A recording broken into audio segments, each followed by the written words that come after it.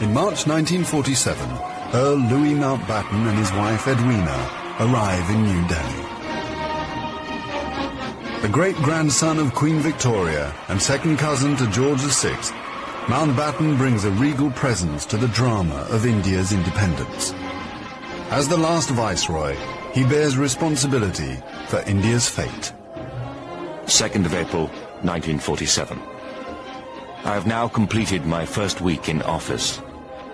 I should like to be able to paint an encouraging picture of my first impressions, but feel it would be misleading if I did so.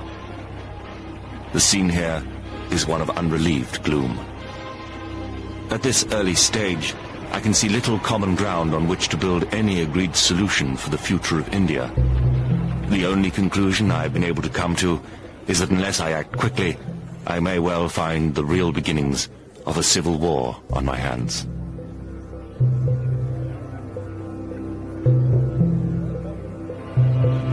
By May, attempts to create a unified India have failed. Gandhi retreats from political life. Muhammad Ali Jinnah, leader of the Muslim League, and Jawaharlal Nehru of the Indian National Congress concede to divide India. Fearing a total loss of control, Mountbatten brings forward the transfer of power to August.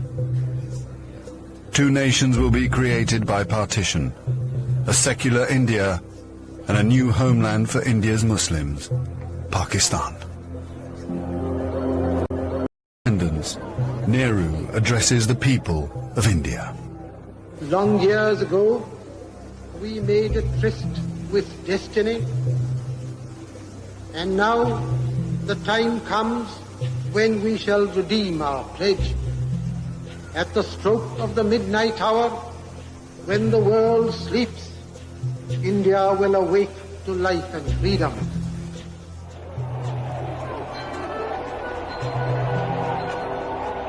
The 15th of August, 1947, the British Empire in India has come to an end. The last viceroy, Louis Mountbatten. The flag raising and the salute were done amid scenes of the most fantastic rejoicing. And as the flag broke, a brilliant rainbow appeared in the sky, which was taken by the crowd as a good omen.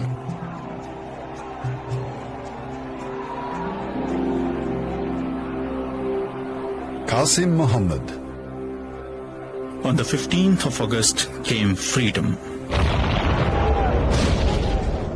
The freedom to burn, loot and murder. While Delhi and Karachi were celebrating, central Punjab was burning.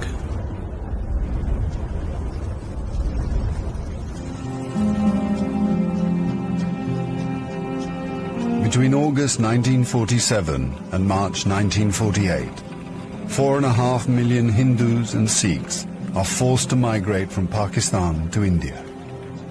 6 million Muslims must move in the opposite direction. Britons and Indians witness the bloodshed. Shahid Ahmed. It is a battleground.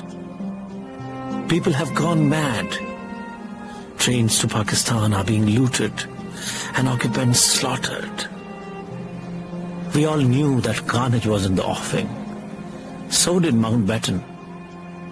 The British Empire, which tried to build India over centuries, can never live down this great tragedy.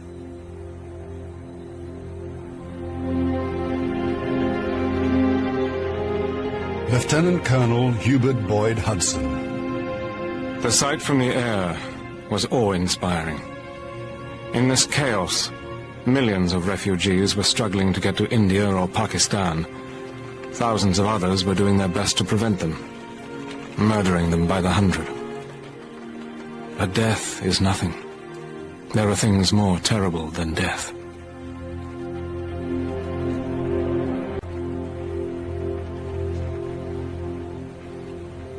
Ten million people are displaced in the partition of India. 1 million are dead.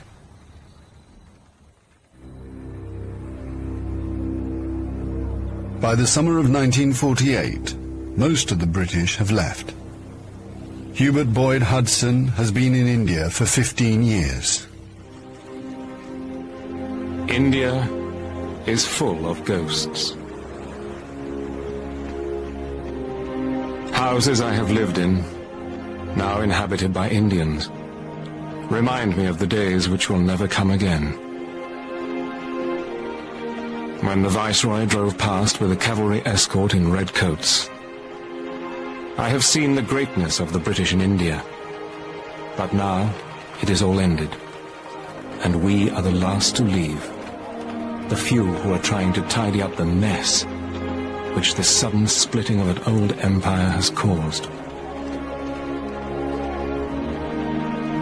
Britain has lost its greatest imperial possession. Mahatma Gandhi once said that if India became free, the rest of the empire would follow.